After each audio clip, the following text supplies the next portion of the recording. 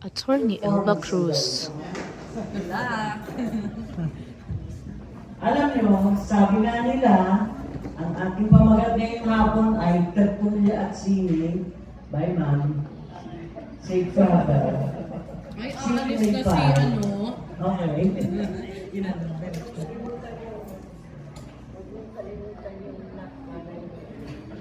Yes. Opo. Hindi daw basta binabasa ang tula. Ang problema, hindi naman talaga ako tumatala. Tumutula. At least yung performance level, meron akong experience, sumusulat ng tula pag nai-inlove ako. Problema, hindi ako nai-inlove ngayon. Okay? Pero sabi nga nila, kung hindi binabasa, di isasalaysay ko na lang. Kasi abogado po ako. At ang mga abogado, mahilig sa salaysay. Pero ang salaysay ko, kailangan makatotohanan, hindi marites. May konti. Pero sabi nga nila, sabi ko, itong hapon na to, magbibigay ako ng konting linaw. Para yung marites, medyo makatotohanan. Okay ba yun? Yes. Alam niyo, pag nakakahawak ko ng mic, lumalabas ang pagkababaeng bakla ko. Okay? Ayun rin po ang katotohanan. Pagka ang usapan ay kultura at sining na, sabi nga nila, tama na yung prim and proper. Okay? Kasi ang mas masaya, yung ganitong ladlaran. Sabi nga nila, kabaliwan. Pero ito nga po na ito, actually, gusto kong pag-usapan si Ate Guy. Si Ate Guy kasi, back in 2014, ewan ko nga ba kung paano nangyari. Biglang pinatawag ako, meron daw kailangan. So I went to her condo in Libis, where she lived, and yun, nagladlaran na kaming dalawa. Okay? Siyempre, out of the spotlight, and it was actually a legal consult.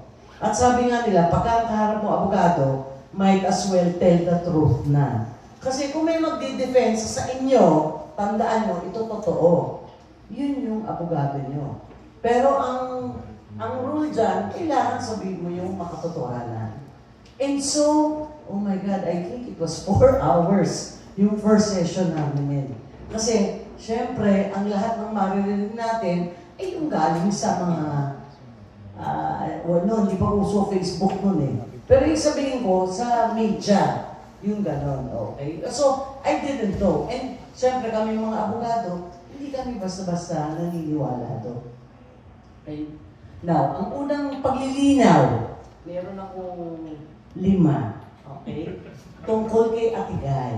Ang una, yung kanyang pagkakahuli sa drugs.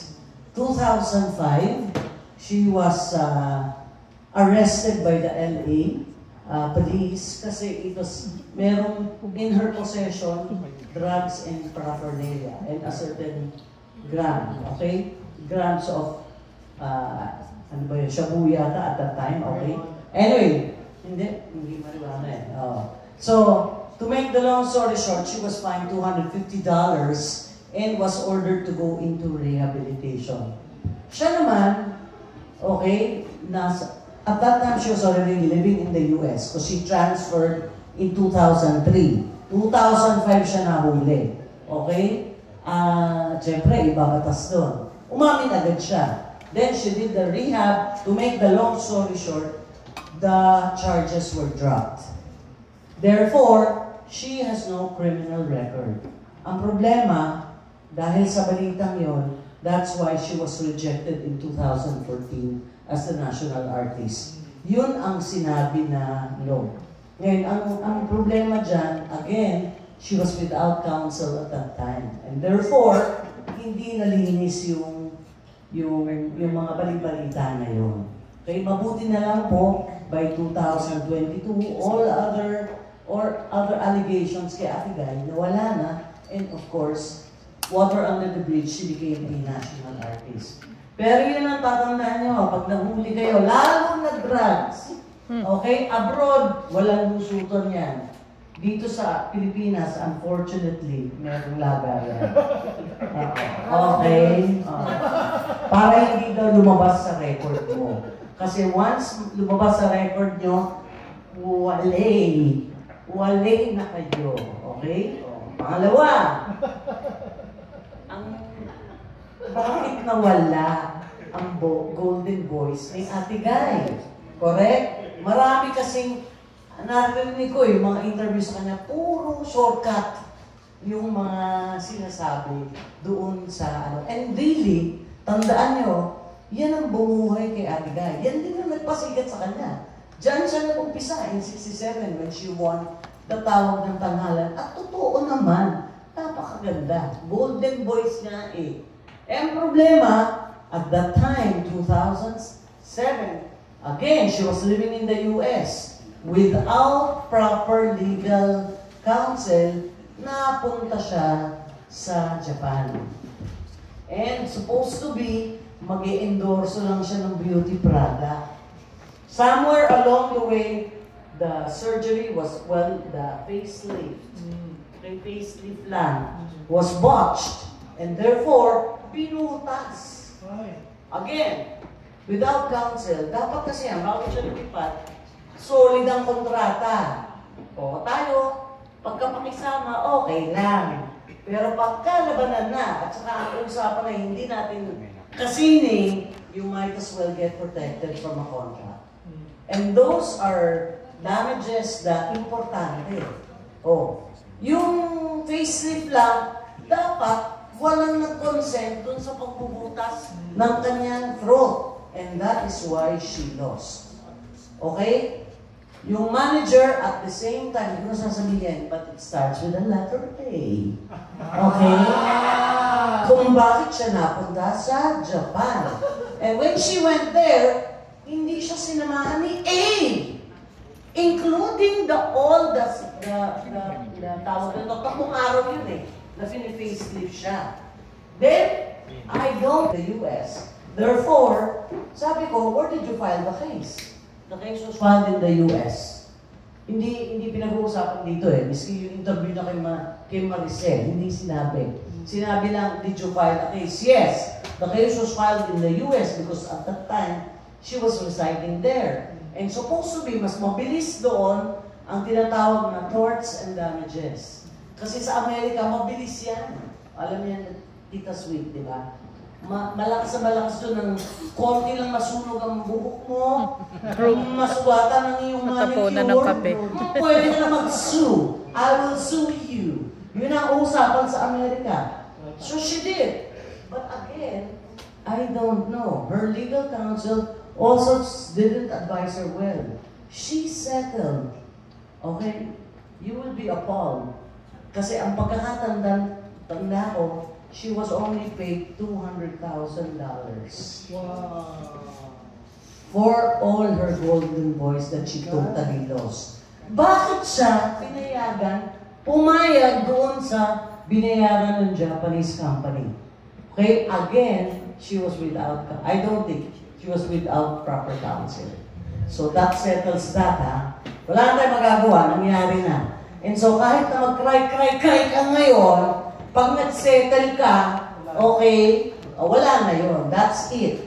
So don't cry over spilled milk na. Okay? Si Ate Guy, number 3. Pwede pa ba magpatuloy? Hindi ka cut short ko direct pag gusto mo maikli. Ay, ako hindi. Pwede trend. Yes. Hindi. Hindi din.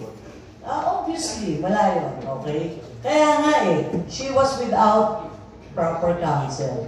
And yung managers, whatever, ang iniisip lang yung komisyon nila per contract. But she didn't have a long-term career. Well, at least to begin. Remember her 1967 ang umpisa niya, which means over 50 years ang kanyang career. Kung nag-career development man siya, medyo huli na. Nung huli na lang. Kasi dapat, panimula pa, in-insure na agad yung boses niya. Okay? In the same manner as sino ba to? Si Jennifer Yung Lopez, legs. $1,000. $1 million ang legs niya. Just the legs. Okay? Meron ganun eh. Oh, ere, ang number 3. Si Ate Guy, marupok. Sino hindi marupok dito? Ate, ganon. Hindi sila marupok. Alam mo kung ano sila? Sobrang marupok! O, diba? O, anyway. So, she had 3 marriages. Okay? On the record. Okay? First was si Kuya Boyet in the Philippines and 2 in America. 1 in 1975 si Boyet, 1988 si Richard Merck, 2000 si yung manager niya, si anong pangalan? Basta, girl. Okay? Kaya yun yung number 4. Si Segway na lang ako doon. Oo. Kasi bakit?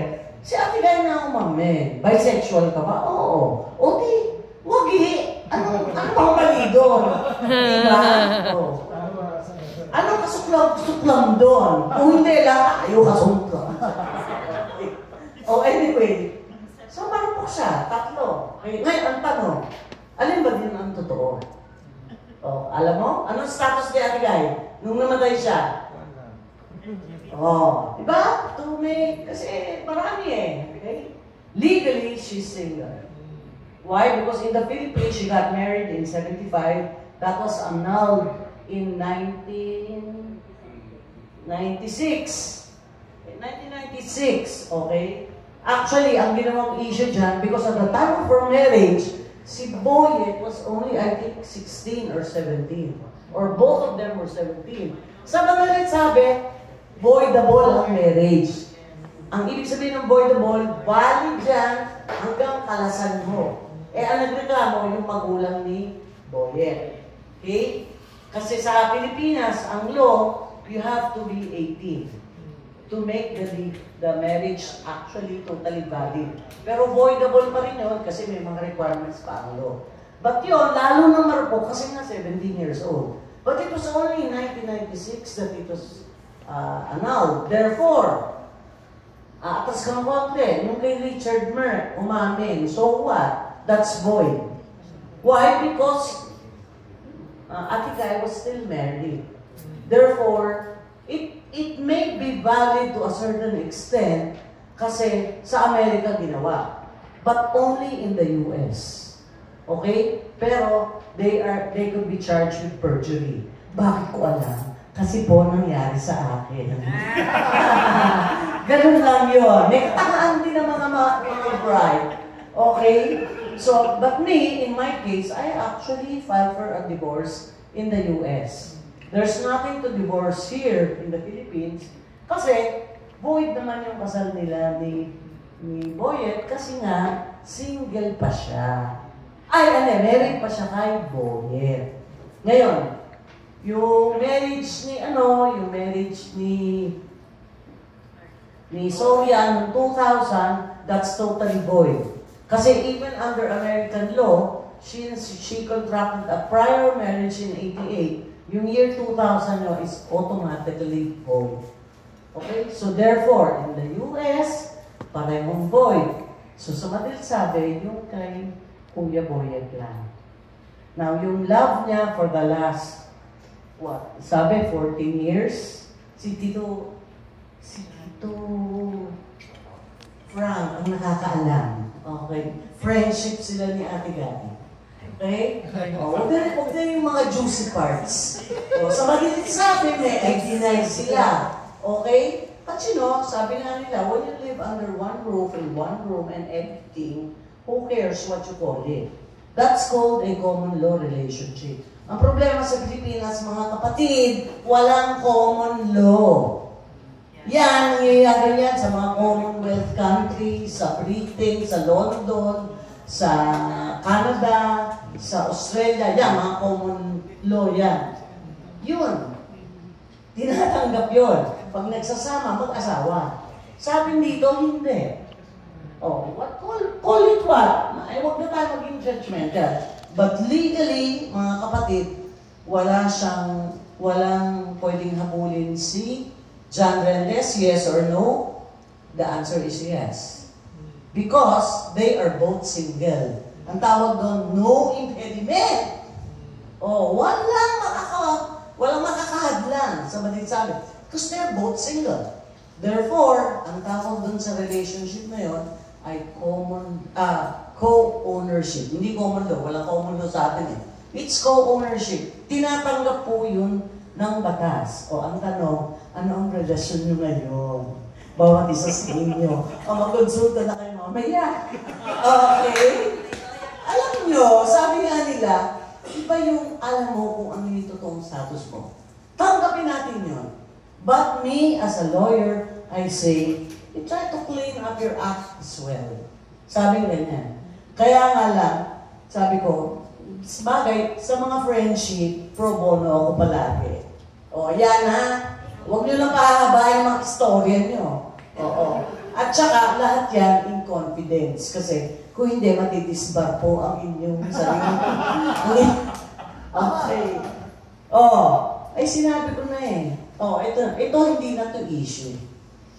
Alam nyo, sa dami ng nangyari kay Ate Guy, alam mo, this is one thing that I really would like to honor her with. Kasi sabi nga niya, tinanong siya sa probe, years back, sabi niya, meron ka bang pinagsisihan dahil ang dami mong mali sa buhay? Alam mo, sabi niya, wala.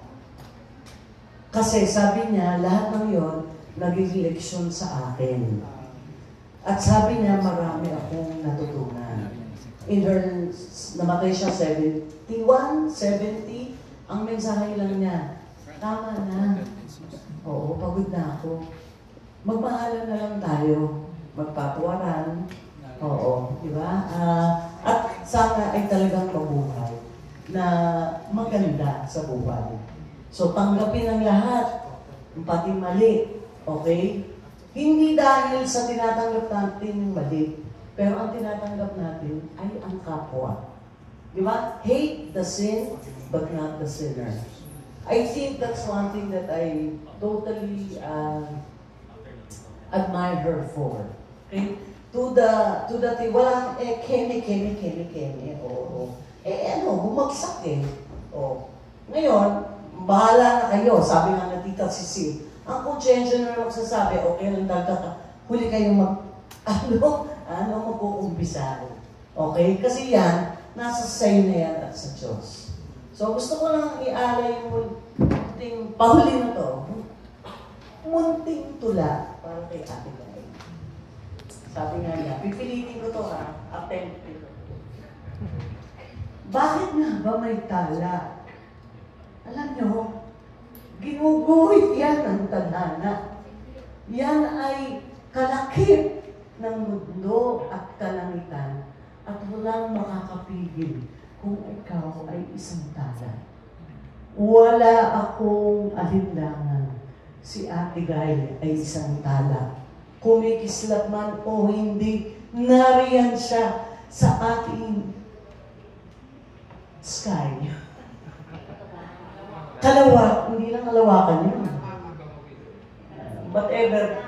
Dito, tulong. Anyway, kahit na hindi mo nakikita na andun yung tala.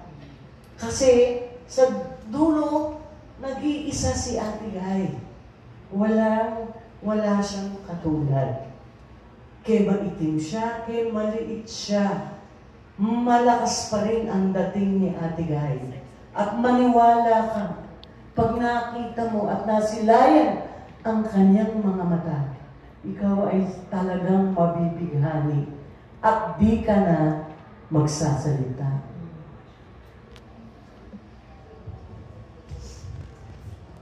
Ang iyong ningning hindi mawawala, walang tatalo sa iyong dagaling. Mahal ka namin, Ate Guy. Walang kontra. Salamat po. Yay!